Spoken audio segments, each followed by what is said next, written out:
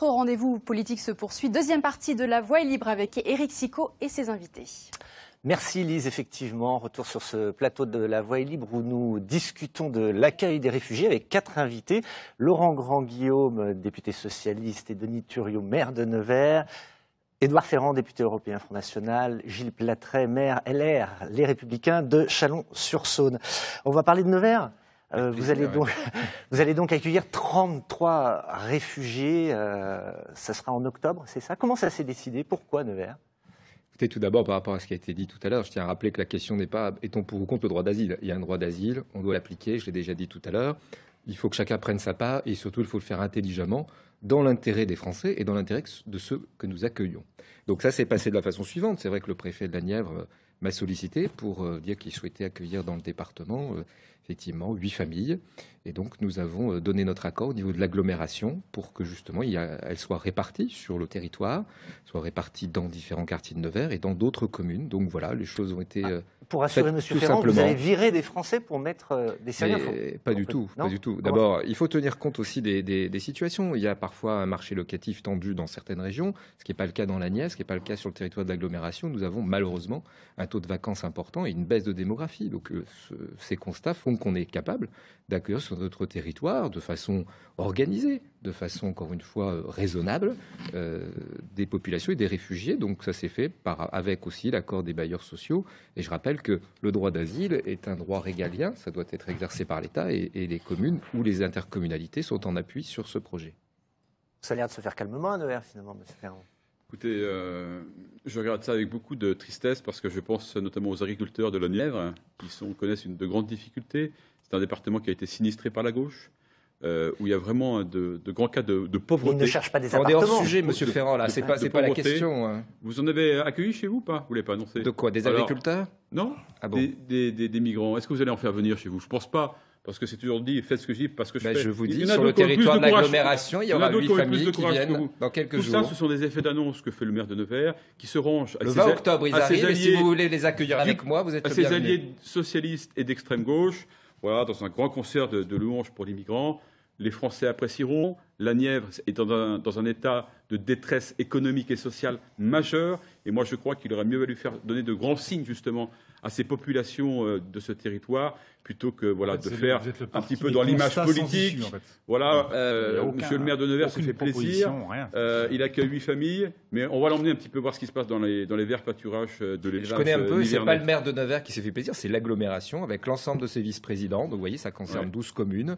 C'est pas simplement ma décision, elle a été partagée. Et c'est justement, au contraire, le témoignage que, quels que soient les courants d'ailleurs, on se positionne dans un esprit d'humanité et de façon réfléchie et organisée. Vous voyez des complots partout, en fait. Maintenant, c'est l'extrême gauche, l'ONU, le MEDEF. Mais je crois qu'effectivement, il y a une grande coalition entre la gauche et la droite, il n'y a pas de coalition, monsieur. Pour suppléer les travailleurs français en faisant venir les travailleurs immigrés moins chers, et ce qui va avoir de grosses conséquences économiques. Vous entrez dans la paranoïa, et je voudrais rajouter, monsieur Sicot, si vous me le permettez, qu'en plus, je suis conforté dans cette décision, encore une fois, partagée avec de nombreux élus du territoire, en grande majorité. C'est qu'une grande chaîne de solidarité, comme sûrement dans d'autres villes, s'est mise en place et qu'on était même... Ça klaxonnait, une fois que la décision a été donnée. Et je suis satisfait de voir... C'est-à-dire qui klaxonne? Des particuliers qui ont des maisons qui n'arrivent pas à vendre ou à louer, qui se sont dit, je suis prêt à la mettre un temps à disposition. Des particuliers qui veulent donner des vêtements. Des chefs d'entreprise qui disent nous on va avoir une autre image que de soutenir le football ou le rugby, on veut contribuer à l'alimentation, notamment des chefs d'entreprise dans des magasins d'alimentation qui sont prêts à alimenter des familles. Donc vous voyez, c'est pas que l'État qui va prendre, et je dirais même parce que l'État va être déchargé, parce qu'il y a des initiatives privées que nous allons relayer, et le CCAS de Nevers va se charger, en lien avec la préfecture, de relayer toutes les demandes pour ne pas se disperser, essayer d'être le plus efficace possible et de les redistribuer en fonction des sollicitations. Donc je pense que nous comptons aussi sur les associations qui peuvent jouer un rôle important, majeur, qui le font déjà d'ailleurs bien avant nous parfois. Et donc tout ce système qui se met en place est intéressant. Il est fait d'initiatives privées qui vont facilement relayer l'État et la charge ne sera sans doute pas aussi importante que l'on croit. Il n'y a jamais eu autant d'élan de solidarité alors que les Français aujourd'hui ils n'ont pas ce même élan de solidarité. Il y en a eu un au mois de janvier aussi. Vous êtes très sélectif. C'est faux ce que vous dites. Il y en a eu un au mois de janvier. Il y a un plan de pauvreté quand même qui est mis en place au niveau national et vous l'avez peut-être oublié, mais bon. Le plan anti-pauvreté, c'est de changer de président de la République. D'accord. Alors en Saône-et-Loire, comment ça se passe? Est-ce que vous aussi, par exemple, à l'échelle de la ville de Châlons ou de l'Agglo, vous discutez avec les associations, avec le préfet? Comment ça se passe? Pour le moment, nous, on a été avisés par les autorités de l'État que 8 familles pouvaient arriver dans les semaines qui viennent dans le département de Saône-et-Loire. Moi, j'ai demandé un certain nombre de précisions et mon collègue maire de Mâcon, Jean-Patrick Courtois, de la même façon, parce qu'a priori, les 2 seules villes qui vont être sollicitées sont les 2 plus importantes, donc Mâcon et Chalon-sur-Saône.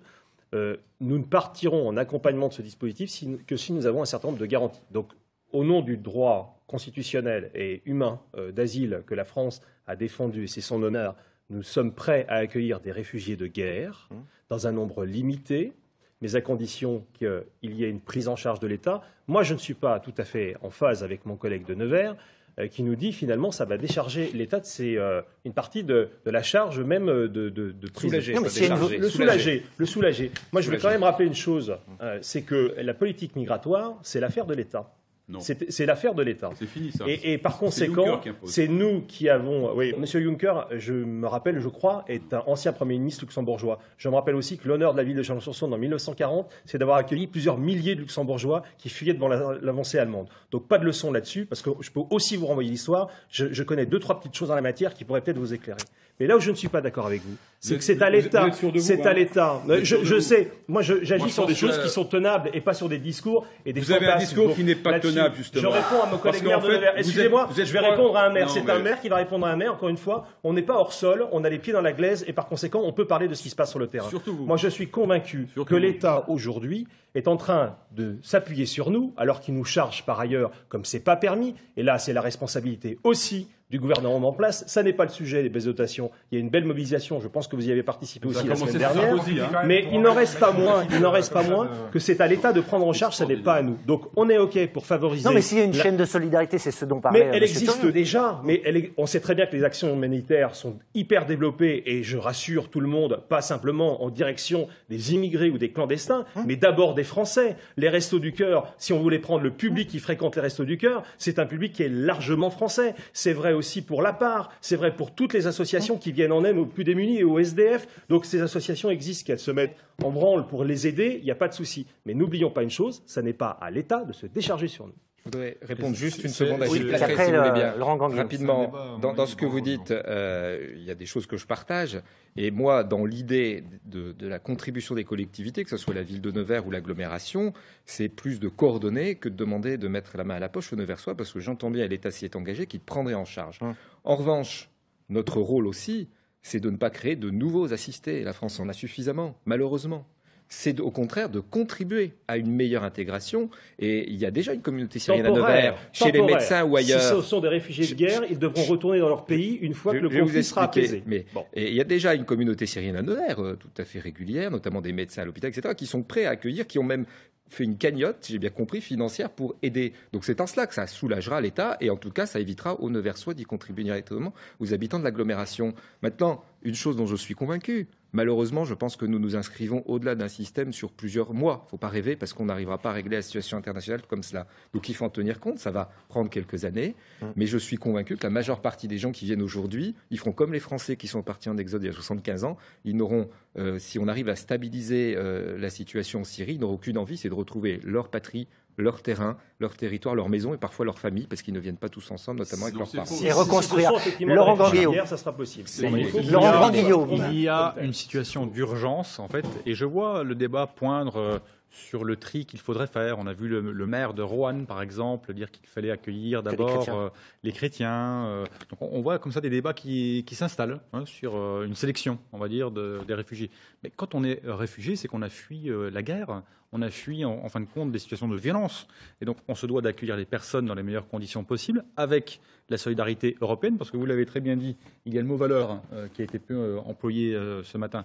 Et oui, l'Europe, en tout cas pour moi, elle doit être porteuse de valeurs. Et les collectivités locales, en complémentarité de l'État, accompagnent bien évidemment, selon bien sûr les efforts qui sont faits dans les collectivités, les personnes qui arrivent, et c'est très bien, c'est un élan de solidarité. L'État, c'est sa compétence régalienne, bien sûr, et donc il faudra d'ailleurs des moyens, et j'espère que nous aurons un débat aussi serein sur ce sujet, parce que les chiffres qui ont été annoncés au départ, on a bien vu qu'ils ont été augmentés, parce que forcément il faudra des moyens, il ne faut pas se voiler la face, et en plus ça va durer. C'est vrai, parce que la situation internationale ne va pas s'améliorer comme cela. 15 jours. Parce qu'en dehors de la Syrie, il y a aussi ce qui se passe en Irak, il y a ce qui se passe en Afghanistan et ce qui se passe en Libye. Et c'est une situation qui est inquiétante.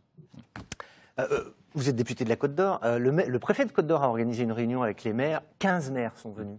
Ça vous paraît suffisant ? Écoutez, j'espère que d'autres viendront. Je pense qu'il est nécessaire que chacun fasse un effort. Et le préfet, c'est son devoir d'organiser, bien sûr, la mobilisation de tous. Et il le fait. Et moi, je salue d'ailleurs les services de l'État dans notre région qui se mobilisent. Après, il faudrait qu'il y ait plus de maires qui puissent, bien sûr, se manifester pour venir en aide aussi à ces réfugiés. Et je crois que les citoyens, dans leur très grande majorité, contrairement à ce que pense M. Ferrand, sont bien sûr porteurs de cette solidarité. Et il faut, je crois, qu'on ait plus. Moi, je le pense. En tout cas, on a quelques internautes qui nous disent Monsieur Ferrand a-t-il vu la photo de ce petit garçon? N'a-t-il pas honte? Et puis, comment peut-on refuser l'asile à des familles qui risquent de mourir sous les bombes?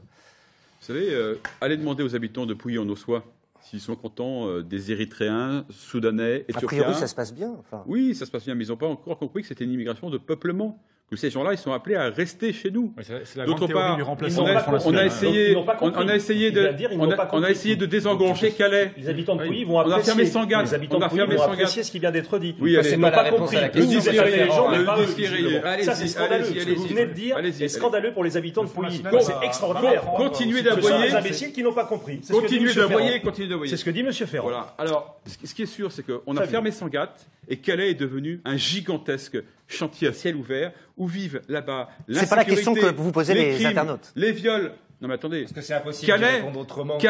Aujourd'hui, Calais a perdu 30% de sa valeur immobilière à cause des problèmes qu'il y a sur les crimes et les délits qu'engendre cette. C'est pas la question que vous posez les internautes. Moi, je suis là pour alerter. Je suis là pour alerter que ces gens-là, il y a des vrais problèmes. Il y a des problèmes dans la manière dont ils traitent les populations qui les accueillent. Notamment, j'ai vu des bagarres monstrueuses aux frontières, sur les plages en Grèce. Moi, je crois que dans ces populations migrantes qui arrivent chez nous, il y a beaucoup d'esbroufs, c'est-à-dire qu'on nous fait croire la fleur au bout du fusil, que ce sont des populations qui vont venir s'installer tranquillement. Ce sont des populations essentiellement d'hommes qui montrent que c'est une immigration c'est faux, ça. économique. Ça, je ne peux pas vous laisser dire ça. L'UNICEF dit qu'il y a 40% de femmes et d'enfants qui arrivent en Europe. En tout cas, c'est les derniers chiffres. Le Haut Commissariat aux réfugiés a dit que c'était à 70%. On est très clair là-dessus. Non, c'est faux. C'est pas ce que dit le... Prenez ma place. Prenez ma place. Ah, bah, écoutez, ce sont les chiffres officiels de l'ONU. En tout cas, merci à tous. Il va vous dire qu'il y a un complot avec l'ONU. Ok. En tout cas, merci à tous d'avoir accepté notre invitation pour ce débat un peu houleux. Je vous rappelle que vous pouvez voir ou revoir ce débat sur notre site internet bourgogne.france3.fr. La semaine prochaine, c'est le maire de Dijon qui sera l'invité de La Voix est libre. C'est la première fois qu'il s'exprimera depuis son départ du gouvernement. Merci à tous. Bon après-midi. À bientôt.